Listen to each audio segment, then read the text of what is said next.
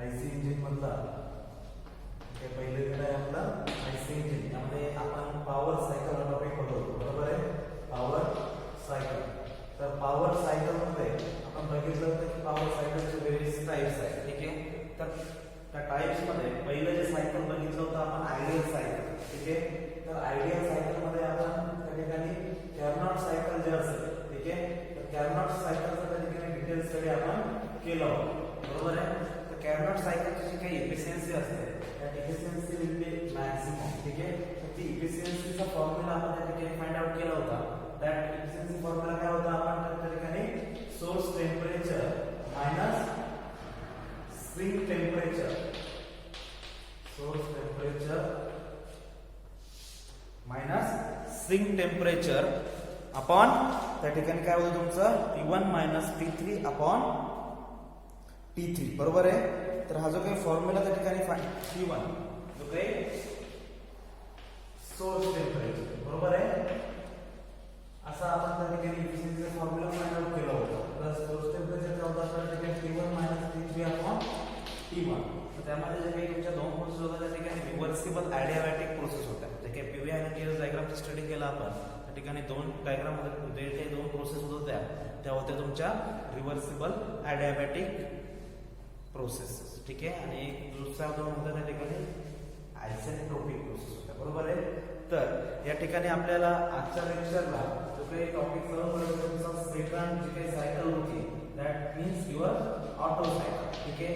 तर ऑटो सायकलची हिस्ट्री आपण त्या ठिकाणी बघितली होती एसआयसी इंजिन मध्ये. ऑटो सायकलचं त्या ठिकाणी जे काही इंजिन डेव्हलप केलं होतं किंवा जे काही अप्लाइड केली होती कन्सेप्ट ती ऑटो ऑगस्टर सायंटिस्टने इम्प्लिमेंट केली होती किंवा ती अप्लाय केली होती. ती अप्लाय केव्हा केली होती आपण ते इयर पण बघितलं होतं 1876 मध्ये. तर याची काही हिस्ट्री आहे ऑटो सायकल मध्ये. जे काही ऑटो सायकल जे आहे ते पहिलं त्या ठिकाणी इंट्रोड्यूस केलं होतं. ऑटो जो काही सायंटिस्ट होता जर्मन सायंटिस्ट ऑटोच्या अगोदर त्या ठिकाणी तुम्हाला जे काही इंट्रोडक्शन किंवा जे काही इंट्रोड्यूस केलेलं असेल तर त्याचं सायंटिस्टचं नाव होतं त्या ठिकाणी बियाऊ डी रॉच. ठीक आहे. जो काही बियाऊ डी रॉच नावाचा जो काही सायंटिस्ट होता, ठीक आहे, तर या सायंटिस्टने इन 1862 मध्ये त्या ठिकाणी तुम्हाला पहिलं जे काही ऑटो सायकल जे असेल ते ऑटो सायकल त्या ठिकाणी इंजिन होतं ते इंट्रोड्यूस केलं होतं. पण ऍक्च्युअल इम्प्लिमेंट केलेलं नव्हतं किंवा ती कन्सेप्ट जी होती ती ऍक्च्युअल अप्लाइड केलेली नव्हती. तर जे काही इंट्रोड्यूस केलेलं होतं बियाऊ डी रॉच सायंटिस्टने इन 1862 ला जे काही इंट्रोड्यूस केलं गेलं ते तुमचं 1876 ला जो काही जर्मन सायंटिस्ट होता त्याचं नाव काय होतं त्या ठिकाणी डॉक्टर एन ऑटो. ठीक आहे.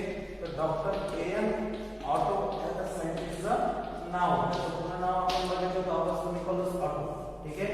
तर या सायंटिस्टने 1876 मध्ये जे काही बियाऊ डी रॉचने इंट्रोड्यूस केलं होतं ते याने काय केलं ऍक्च्युअल प्रॅक्टिस मध्ये किंवा ऍक्च्युअली ते त्या ठिकाणी अप्लाइड केलं.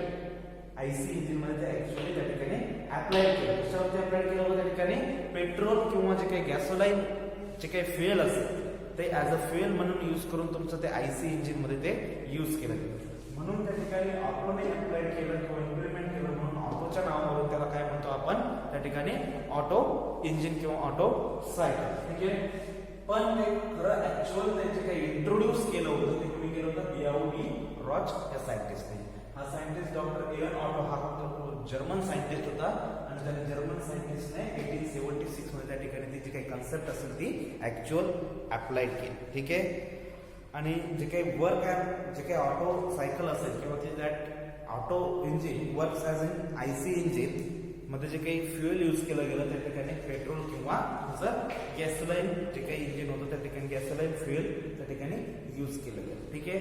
तर आता ऍक्च्युअल जे काही तुमचं ऑटो सायकल असणार आहे त्या ऑटो सायकल मध्ये जसं पीव्ही आणि टीएस डायग्राम स्टडी केली होती आपण फॉर कॅरनॉट सायकलचा. हे लक्षात आलं हिस्ट्री काय ऑटो सायकलची. तर जे काही ऑटो सायकल जे आहे त्याच्यामध्ये पीव्ही आणि टीएस डायग्राम असतात. ठीक आहे. ऑटो सायकलची तुम्हाला त्या ठिकाणी पीव्ही आणि टीएस डायग्राम स्टडी करून सिमिलर जे काही कार्नोट सायकलसाठी आपण इफिशियन्सीचा फॉर्म्युला फाइंड आउट केला होता. याच पद्धतीने तुमचं ऑटो सायकलमध्ये सुद्धा सिमिलरली तुम्हाला पीव्ही आणि टीएस डायग्रामवरून जे काही ॲक्च्युअल सायकल असणार आहे त्या ॲक्च्युअल सायकलवरून तुमची जी काही इफिशियन्सी असणार आहे आयसी इंजिनची ती फाइंड आउट करायची. ठीक आहे. तर यामध्ये आपण फर्स्टली पीव्ही आणि टीएस डायग्राम समजून घेऊया. इथे असतो तुमचा प्रेशर, इथे असतो व्हॉल्यूम, त्यानंतर टीएस डायग्राम मध्ये टेम्परेचर आणि एंट्रोपी. एस मीन्स काय एंट्रोपी. आता पीव्ही आणि टीएस डायग्राम ऑटो सायकल या ठिकाणी आणखी म्हटलं जातं तुमचं constant volume cycle. Constant volume cycle. आता या ठिकाणी जे काही व्हॉल्यूम टर्म असणार आहे तुमची कशी असणार आहे कॉन्स्टंट असणार. बरोबर आहे. तर जे काही फ्रॉम फर्स्ट जे काही कॉम्प्रेशन होणार आहे तुमचं, ठीक आहे, तर कॉम्प्रेशन मध्ये तुमचं काय होतं प्रेशर इन्क्रीज होतं. पहिला स्ट्रोक काय असणार आहे फ्रॉम 1 to 2, 1 to 2 प्रेशर काय होणार आहे इन्क्रीज होणार आहे.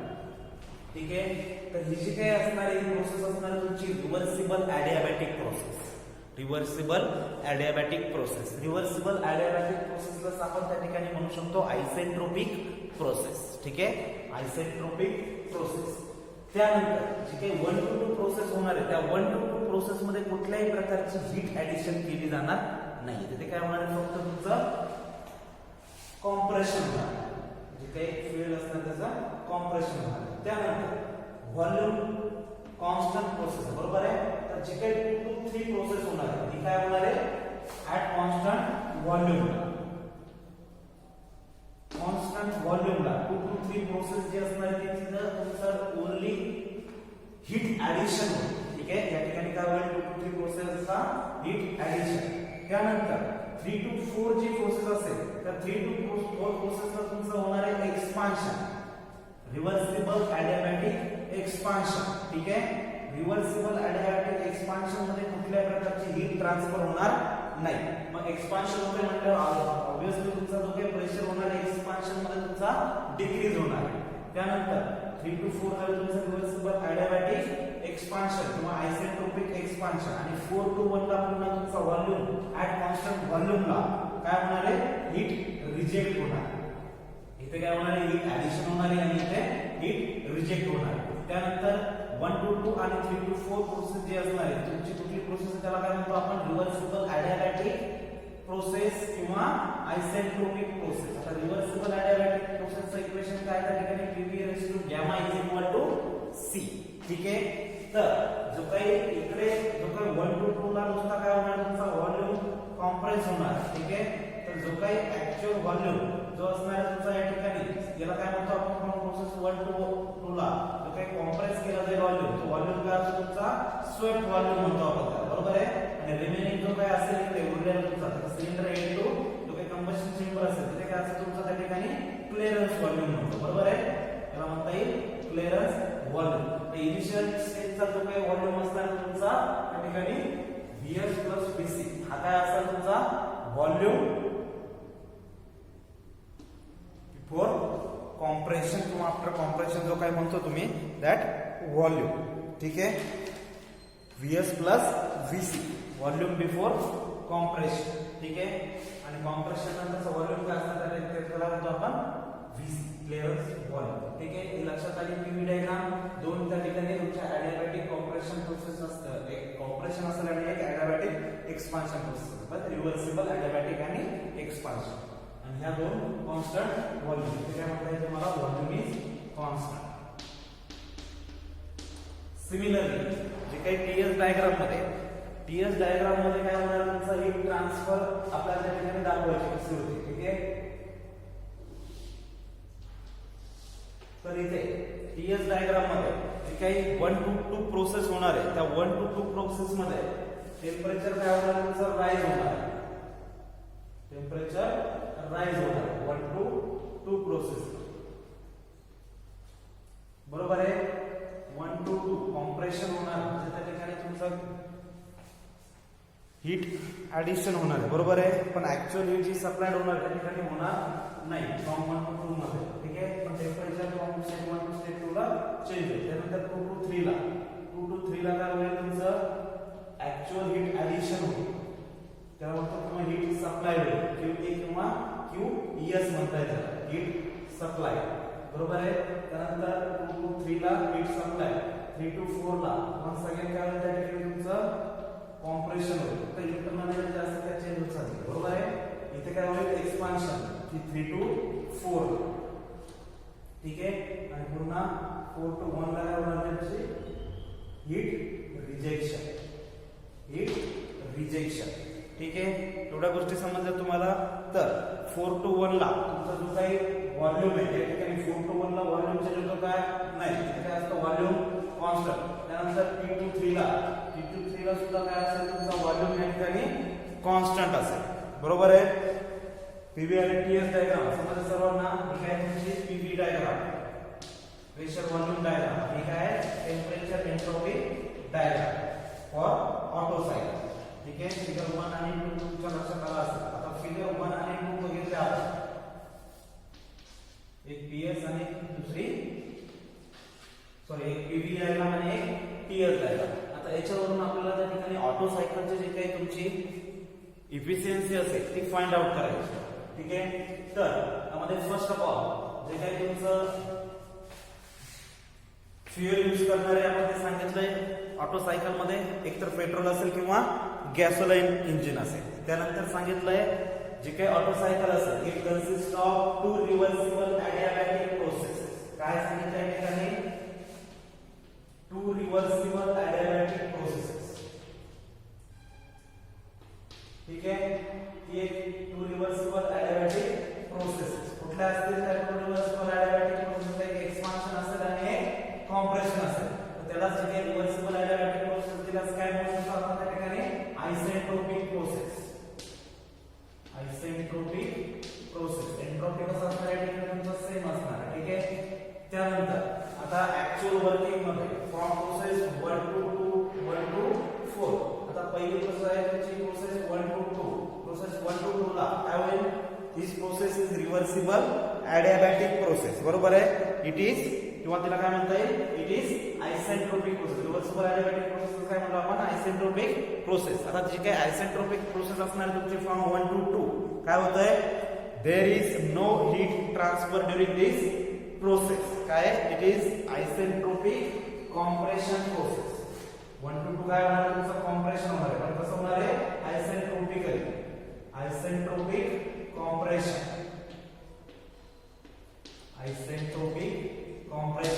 But during this, no any heat transfer takes place. Heat transfer during this process. No heat transfer. Okay? No heat transfer during this process. No heat transfer. जे काही internal energy असेल त्याच फक्त त्या ठिकाणी काय होईल चेंज होईल. त्यानंतर process 2 to 3.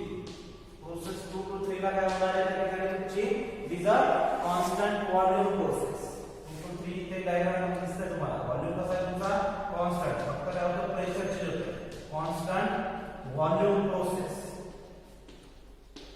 During this process काय होतं त्या ठिकाणी heat will be supplied. During this process heat addition takes place किंवा हीट सप्लाय. हीट ऍडिशन और हीट सप्लाय आलं लक्षात. काही होऊ शकतं हीट ऍडिशन किंवा हीट सप्लाय, ठीक आहे. ठीक आहे ऍक्च्युअली हीट सप्लाय होणार तुमच्या प्रोसेस 2 to 3 मध्ये होईल. त्यानंतर जी काही प्रोसेस नेक्स्ट प्रोसेस जी असेल तुमची ती प्रोसेस आहे 3 to 4. 3 to 4 ला काय होणार तुमचं इट इज आयसेंट्रोपिक प्रोसेस, बरोबर आहे. किंवा रिव्हर्सिबल ॲडियाबॅटिक, ठीक आहे. इथे काय होणार तुमचं isentropic expansion. Isentropic expansion 3 to 4 ला काय होणार आहे आयसेंट्रोपिक एक्सपान्शन. पुन्हा जे काय आयसेंट्रोपिक एक्सपान्शन होणार आहे त्यामध्ये कुठल्याही प्रकारचे हीट ट्रान्सफर होणार नाही. No heat transfer during this isentropic expansion. No heat transfer. आलं लक्षात. त्यानंतर पुढे फ्रॉम प्रोसेस 4 to 1 ला काय होणार आहे ठिकाणी फ्रॉम फेवी डायग्राम किंवा टीएल डायग्राम मध्ये जर बघितलं तर तुमचं काय होणार आहे ठिकाणी प्रोसेस आहे तुमची 4 to 1 in constant volume process. Volume मध्ये कुठलाही चेंज होणार नाही. Constant volume process. आणि during this process heat rejection will be takes place. Heat rejected. During this process heat will be rejected. ठीक आहे. चार प्रोसेस समजल्या सर्वांना. त्यानंतर आपण जे काही ऑटो सायकल मध्ये फ्युएल यूज करणार आहे फ्युएलचा मास आहे ठिकाणी कन्सिडर करणार आहे. Consider one mass of fuel that is m is equal to 1 kg. that is mass of air. किंवा जे काही एअर असणार आहे त्या एअरचा त्या ठिकाणी मास आपण कन्सिडर करू. Air mass. Mass of air या ठिकाणी किती कन्सिडर करणार आहे आपण त्या ठिकाणी 1 kg. Considering mass of air is 1 kg. त्यानंतर आता आपल्याला ऍक्च्युअल इफिशियन्सी फाइंड आउट करायची. ऍक्च्युअल इफिशियन्सी फाइंड आउट करायला आपल्याला त्या ठिकाणी कुठल्या गोष्टी पाहिजे. इफिशियन्सीचा फॉर्म्युला मी सांगितला आहे आउटपुट अपॉन इनपुट. बरोबर आहे.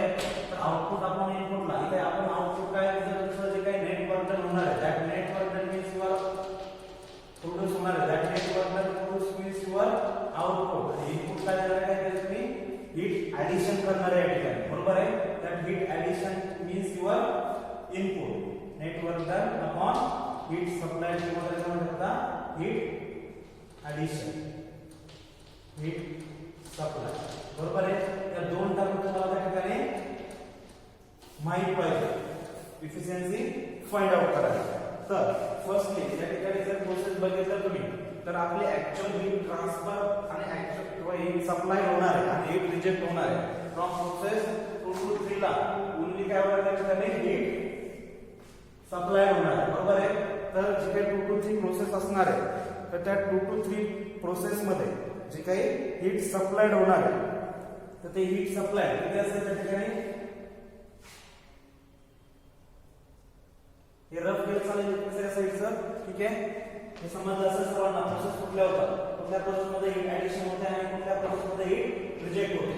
तर आपल्याला ती ऍक्च्युअल हीट सप्लाय केलेली आणि ऍक्च्युअल हीट रिजेक्टेड केलेली बघायची किती असते. ठीक आहे. मागच्या आपण कर्नाट सायकल मध्ये आपल्याला बघितलं होतं. बरोबर आहे. या ठिकाणी तुमची व्हॉल्यूम ची टर्म कॉन्स्टंट आहे. त्यानंतर जे काही हीट ऍडिशन होते heat addition during process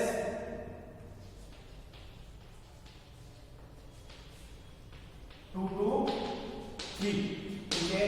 2 to 3 ला जे ऍडिशन होणार आहे that heat addition means heat supplied or heat addition काय असणार आहे QS is equal to mass आपण कन्सिडर केलं त्या ठिकाणी mass of air is equal to 1 kg. बरोबर आहे. तर आपण जनरल इक्वेशन काय सप्लाय त्या ठिकाणी mCv delta T. Delta T म्हणजे काय आहे ठिकाणी तुमचा m into Cv. Delta T means your T3 minus T2 from process 2 to 3 मध्ये त्या ठिकाणी हीट ऍडिशन केली. याला आपण इक्वेशन नंबर 1. त्यानंतर हीट रिजेक्टेड किती असेल या ठिकाणी तुमची कुठल्या प्रोसेस मध्ये होते ती हीट रिजेक्टेड ड्युरिंग प्रोसेस कुठल्या प्रोसेस मध्ये होते 4 to 1. Heat rejected during process 4 to 1. आता हीट रिजेक्टेड जी असणार आहे हीट रिजेक्टेड किती असणार आहे या ठिकाणी आपली mCv डेल्टा T. बरोबर आहे. mCv delta T. आता डेल्टा T काय असेल या ठिकाणी तुमचा मास ऑफ एअर असेल 1 kg. इथे काय आहे कॉन्स्टंट व्हॉल्यूम. सिस्टम च्या कॉन्स्टंट व्हॉल्यूम डेल्टा T इथे काय असेल तुमचा T4 minus T1. बरोबर आहे. T4 ची व्हॅल्यू ही जास्त आहे. सॉरी T4 ची व्हॅल्यू कमी आहे. त्या ठिकाणी टेम्परेचर कमी होत आहे. पण जे काही असेल तुमचं मॅक्झिमम मायनस मिनिमम आपण त्या ठिकाणी कन्सिडर करतो T4 minus T1 म्हणजे फायनल स्टेजचं टेम्परेचर मायनस त्याच्या प्रिव्हियस स्टेजचं टेम्परेचर T4 minus T1. लक्षात घ्या. सेकंड स्टेजचं टेम्परेचर अगोदर टेम्परेचर डिफरन्स मध्ये घेत असतो. इथे ते मग पॉझिटिव्ह असेल निगेटिव्ह असेल आपण याचा विचार करत नाही. ठीक आहे. तर जे काही हीट ऍडिशन असेल ऍसिड ती या ठिकाणी आपल्याला भेटली, बरोबर आहे. आता आपलं जे काही थर्मल इफिशियन्सी आपल्याला ऑटो सायकल त्या ठिकाणी कॅल्क्युलेट करायचं, ठीक आहे. तर नेक्स्ट थर्मल इफिशियन्सी चा त्या ठिकाणी सांगितलं तुम्हाला. थर्मल इफिशियन्सी काय असते या ठिकाणी, थर्मल इफिशियन्सीचा general formula output upon input. तर या ठिकाणी आउटपुट काय असणार तुमचं, net work done upon input काय असणार त्या ठिकाणी, हीट सप्लाय. तर वर्क डन या ठिकाणी काय असेल तुमचं, हीट सप्लाय. तर वर्क डन कसं फाइंड आउट करतो आपण, work done heat supplied minus heat rejected, heat supplied minus heat rejected, बरोबर आहे. that means your work done upon heat supply, heat supply. हे तुम्ही इथे जरी म्हटला टोटल वर्क डन किंवा work done is equal to काय, QA मायनस QR. QA काय तुमचा या ठिकाणी MCV T3 minus T2 minus heat rejected किती आहे या ठिकाणी, MCV T2 मायनस T1, बरोबर आहे. इथे मास 1 kg म्हणजे मास कन्सिडर नाही केलं तर चालेल. काय आहे मग तुमचं वर्क डन त्या ठिकाणी, मास 1 kg ते लिहिण्याची गरज नाही. कॉन्स्टंट व्हॉल्यूम त्या ठिकाणी तुमचा सेम, बरोबर आहे. त्यानंतर रिमेनिंग टर्म्स काय राहतील तुमच्या त्या ठिकाणी वर्क डनला, रिमेनिंग टर्म्स यायचा मास सपोज चा मास 1 kg कन्सिडर केलं ते लिहिण्याची गरज आहे का नाही. Cv T3 minus T2 minus Cv T4 minus T1. Similarly आता या इक्वेशन मध्ये इक्वेशनच्या इक्वेशन मध्ये जर व्हॅल्यू सबस्टिट्यूट केलं तर काय इक्वेशन आहे तुमचं या ठिकाणी, हीट सप्लाय किती आहे, work done Cv T3 minus T2 minus Cv T4 minus T1, बरोबर आहे. पुढे अपॉन हीट सप्लाय, पुन्हा हीट सप्लाय किती आहे तुमची, Cv T3 minus T2, Cv T3 minus T2. कारण मास काय त्या ठिकाणी कन्सिडर केलेला आपण 1 kg. त्यानंतर T3 मायनस T2 गेले, Cv T3 मायनस T2 गेले. रिमेनिंग टर्म काय राहील तुमची 1 मायनस, सेपरेट टर्म केला 1 मायनस काय रिमेनिंग टर्म तुमच्या त्या ठिकाणी 1 मायनस Cv कॅन्सल होते, बरोबर आहे. इथला डिनोमिनेटर जाईल इथे जाईल, सेपरेट टर्म करून डिवाइड करायचं, बरोबर आहे. त्यानंतर रिमेनिंग टर्म काय 1 मायनस काय उरलं त्या ठिकाणी T4 minus T1 upon T3 minus T2, T3 minus T2. Calculation जमत असेल सर्वांना. हा डिवाइड चा डिनोमिनेटर प्रत्येकाला सेपरेट करायचा. मीटर कॅन्सल होऊन जाईल, काय राहील इथे 1. इथे जर घेतलं Cv कॅन्सल होते, काय रिमेनिंग टर्म राहील 1 minus T4 minus T1 upon T3 minus T2, बरोबर आहे. आता नेक्स्ट T4 मायनस T1 आणि T3 मायनस T2 ला या ठिकाणी आपल्याला अजून कॉम्प्रेशन रेशिओ मध्ये ते कन्वर्ट करायचं. तर आपल्याला कॅरेक्टरिस्टिक गॅस इक्वेशन माहिती आहे. काय कॅरेक्टरिस्टिक गॅस इक्वेशन त्या ठिकाणी PV MRT, बरोबर आहे. पण या ठिकाणी मास काय कन्सिडर केलेला आहे आपण 1 kg, बरोबर आहे. त्यानंतर आपल्याला दोन या ठिकाणी आयसेंट्रोपिक प्रोसेस तुमच्या किंवा त्याला म्हणतात रिव्हर्सिबल ॲडियाबॅटिक प्रोसेस. तर रिव्हर्सिबल ॲडियाबॅटिक प्रोसेस कुठे कुठे होतात तुमच्या, फॉर प्रोसेस 1 to 2 आणि तुमची प्रोसेस कुठली आहे 1 to 2 आणि 3 to 4. ही जी काही प्रोसेस तुमची आहे रिव्हर्सिबल ॲडियाबॅटिक प्रोसेस किंवा त्याला काय म्हणतो आपण रिव्हर्सिबल आयसेंट्रोपिक प्रोसेस. रिव्हर्सिबल ॲडियाबॅटिकला काय म्हणतो आपण त्या ठिकाणी आयसेंट्रोपिक प्रोसेस. रिव्हर्सिबल ॲडियाबॅटिक किंवा त्या कोणत्या प्रोसेस तुमच्या आयसेंट्रोपिक प्रोसेस. तर या प्रोसेस साठी तुम्ही असं लिहू शकता फॉर प्रोसेस 1 to 2 ला काय T2 minus T2 upon T1 is equal to काय असतं आयसेंट्रोपिक किंवा ॲडियाबॅटिक प्रोसेस साठी रेशिओ तुमचा जो व्हॉल्यूम चा असतो inversely V1 upon V2 raise to gamma minus 1. इथपर्यंत आले लक्षात. पुढे जे काही प्रेशरचा काय असतं similarly P2 upon P1 raise to gamma minus 1 upon gamma. आपल्या ठिकाणी प्रेशरच्या टर्ममध्ये नाही तर व्हॉल्यूमच्या, कारण कॉन्स्टंट व्हॉल्यूम आहे आपल्या ठिकाणी. ठीक आहे, तर व्हॉल्यूम मध्ये तुम्हाला त्या ठिकाणी डेरिव्हेशन एक्सप्रेस करायचं. तर या ठिकाणी पुढे फॉर फॉर प्रोसेस 1 to 2 ला 3 to 4 ला कसं लिहू शकतो तुम्ही त्या ठिकाणी for 3 to 4 reversible adiabatic process. बरोबर आहे. 3 to 4 ला लिहिताना काय करता येईल तुम्हाला या ठिकाणी टेम्परेचरच्या टर्म मध्ये 3T upon T3 upon T4 T3 upon T4 ला कसं रिप्रेझेंट करू शकतो तुम्ही या ठिकाणी इन टर्म्स ऑफ प्रेशर जर करायचं काय येते T3 upon P4 raise to gamma minus 1 upon gamma, किंवा व्हॉल्यूम मध्ये जर करायचं तर एक्सप्रेस तर काय येते V4 upon V3 raise to gamma minus 1. आता या दोन्ही इक्वेशन मधून तुम्हाला माहिती आहे इथे काय T2 upon T1. त्याला सपोज आपण असं कन्सिडर करूया की आपल्या प्रोसेस कुठल्या ठिकाणी इथे दिसतंय तुम्हाला जो काही V3 असणार आहे that V3 is equal to V2 and V1 is equal to V4. V1 is equal to V4. मग इथे V4 च्या आणि V3 च्या व्हॅल्यू तुम्ही सबस्टिट्यूट करू शकता. T3 upon T4 is equal to इथे जर व्हॉल्यूमचा व्हॅल्यू कॉन्स्टंट व्हॅल्यू V4 म्हणजे काय तुमच्या या ठिकाणी डायग्राम मध्ये बघा P डायग्राम मध्ये V4 means your volume constant म्हणजे V4 ची आणि V1 ची व्हॅल्यू सेम असणार म्हणजे ते काय असते V1 upon T4 V3 ची व्हॅल्यू काय आहे ठिकाणी V2 raise to gamma minus 1. आलं लक्षात.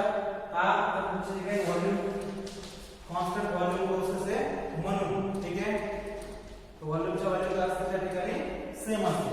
जर तुमचं हे इक्वेशन आणि हे इक्वेशन जे काही इक्वेशन याला नाव देऊ शकता तुम्ही समजण्यासाठी इक्वेशन ए आणि इक्वेशन बी. इक्वेशन ए आणि इक्वेशन बी वरून तुम्हाला काय देता येईल T2 upon T1 is equal to T3 upon T4. दोन्हीची व्हॅल्यू कशी आहे सेम काय की V1 upon V2 raise to gamma minus 1. बरोबर आहे. आता V1 upon V1 या ठिकाणी काय आहे तुमचा जो काही कॉम्प्रेशन रेशो असतो कॉम्प्रेशन रेशो काय डेफिनेशन बघितली आपण त्याला म्हणतो आपण RC compression ratio. Compression ratio काय आहे volume before compression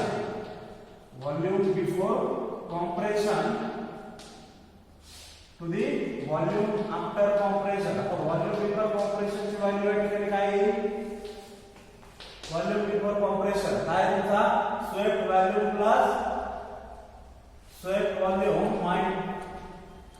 plus clearance volume. ठीक आहे, Vs प्लस Vc अपॉन जो काय आफ्टर कॉम्प्रेशन असणार तो काय असणार आहे Vc.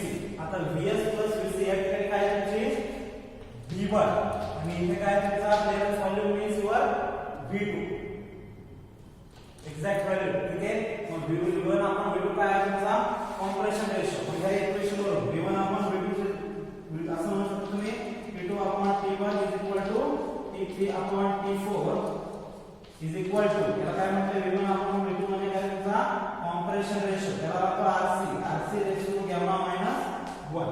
बरोबर आहे. तर या ठिकाणी तुम्हाला आता या व्हॅल्यू ज्या आहेत त्या इथे सबस्टिट्यूट करायचे. बरोबर आहे.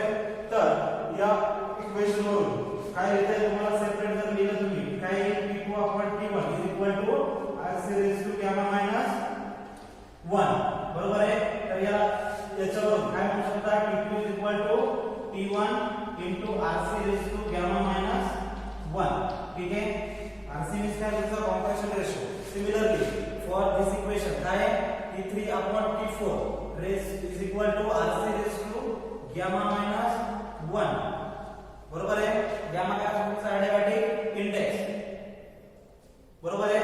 तर या इक्वेशन वरून असं लिहू शकतो तुम्ही T3 is equal to T4 into RC raised to gamma minus 1.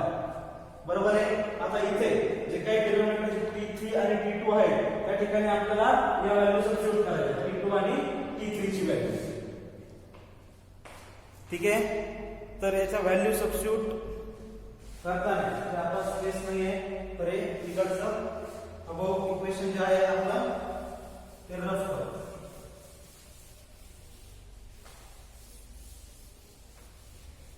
काय आलं आपलं इक्वेशन फायनल इक्वेशन आलेलं होतं काय efficiency is equal to 1 minus T4 minus T1 upon T3 minus T2 बरोबर आहे. तर जर T3 आणि T2 च्या व्हॅल्यू म्हणजे काय आपण फाइंड आउट केलाय ॲडिबॅटिक प्रोसेस वरून काय लिहायचं वरून आपल्याला by substituting the values of T2 and T3 T4 minus T1 upon काय T3 ची व्हॅल्यू त्या ठिकाणी T1 into RC raised to gamma minus 1 minus T2 ची व्हॅल्यू काय आहे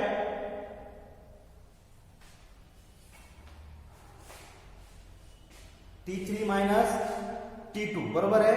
तर T3 ची व्हॅल्यू काय तुमची T4 into RC raised to gamma minus 1 आणि T2 ची व्हॅल्यू काय आहे T1 into RC raised to gamma minus 1 बरोबर आहे.